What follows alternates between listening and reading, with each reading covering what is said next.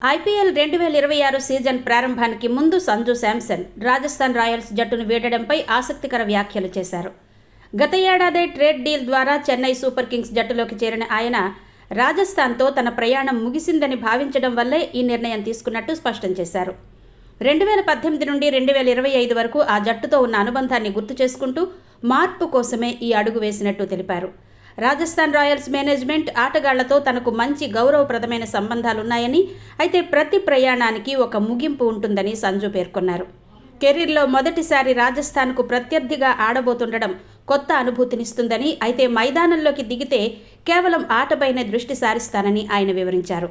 ఈ కొత్త ప్రయాణం పట్ల తాను ఎంతో ఉత్సాహంగా ఉన్నానని వెల్లడించారు. ఈ సీజన్లో ఎంఎస్ ధోని వారసుడిగా లేదా కీలక వికెట్ కీపర్ బ్యాటర్గా సంజు శాంసన్ చెన్నై జట్టులో ఏ పాత్ర పోషిస్తారో చూడాలని అభిమానులు ఆతృతతో ఎదురుచూస్తున్నారు. రాజస్థాన్ రాయల్స్ కెప్టెన్గా ఉన్న అనుభవం చెన్నై జట్టుకు అదనపు బలంగా మారే అవకాశం ఉంది.